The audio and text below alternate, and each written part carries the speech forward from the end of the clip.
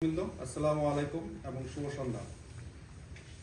অমানবিক কুশিনের শিকার বহুল আলোচিত অন্তঃসত্ত্বা ভারতীয় নারী সোনালী খাতুনকে বিএসএফ এর নিকট হস্তান্তর প্রসঙ্গে বিএসএফ এর অমানবিক কুশিনের শিকার বহুল আলোচিত অন্তঃসত্ত্বা ভারতীয় নারী সোনালী খাতুন ও তার পরিবারকে মানবিক দিক বিবেচনায় আজ চাঁপাইনবাবগঞ্জ সোনা মসজিদ আইসিবি দিয়ে বিএসএফ এর নিকট হস্তান্তর করা হয়েছে। আজ শুক্রবার সন্ধ্যা 7:30 ঘটিকায় চাঁপাইনবাবগঞ্জের সোনা মসজিদ আইসিবিতে আনুষ্ঠানিকভাবে পতাকা বৈঠকের মাধ্যমে কুশিনের শিকার অন্তঃসত্ত্বা ভারতীয় নারী সোনালী খাতুন ও তার 8 বছরের সন্তান মোহাম্মদ সাব্বির শেখকে সুস্থ নিরাপদ অবস্থায় বিএসএফ এর নিকট হস্তান্তর করা হয়। এ সময়ে অত্র ব্যাটালিয়নের অধিনায়ক লেফটেন্যান্ট কর্নেল গোলাম কিবরিয়া, পুলিশ এবং জেলা প্রশাসনের প্রতিনিধিরা উপস্থিত ছিলেন। উল্লেখ্য, গত 25 জুন 2025 তারিখে ভারতীয় সীমান্তরক্ষী বাহিনী বিএসএফ কুড়িগ্রাম সীমান্ত দিয়ে 6 জন ভারতীয় নাগরিককে জোরপূর্বক বাংলাদেশে পুশিন করে।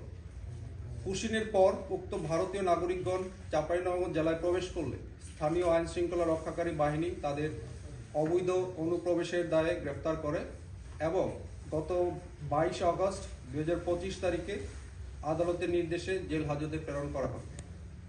আটককৃত ব্যক্তির মধ্যে 35 সপ্তাহের অন্তঃসত্ত্বা ভারতীয় নারী সোনালী খাতুন ছিলেন এবং তার 2 জন নাবালক শিশু ছিল। মানবিক বিবেচনায় আদালত 2 ডিসেম্বর 2025 তারিখে তাদেরকে স্থানীয় জিম্মায় প্রদান করে এবং কূটনৈতিক তৎপরতার মাধ্যমে দেশে ফেরত পাঠানোর নির্দেশ প্রদান করে।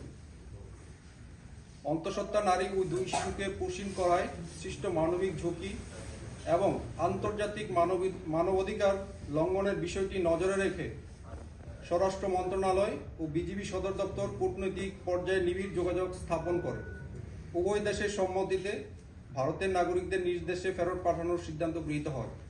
এরই ধারাবাহিকতায় আজ তাদেরকে সসম্মানে নিজ দেশে ফেরত পাঠানো হলো। হস্তান্তর শেষে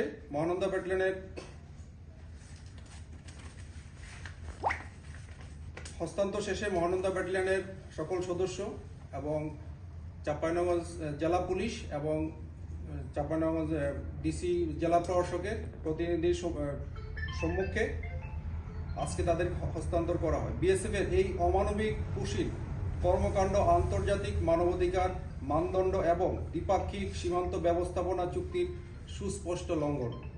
কুশিনের এই কর্মকাণ্ড দীর্ঘদিন ধরে সীমান্ত এলাকায় মানবিক সংকটের সৃষ্টি করেছে এবং উভয় দেশের সৌহার্দ্যপূর্ণ সীমান্ত ব্যবস্থাপনার পথে প্রতিবন্ধকতা হিসেবে চিহ্নিত হচ্ছে।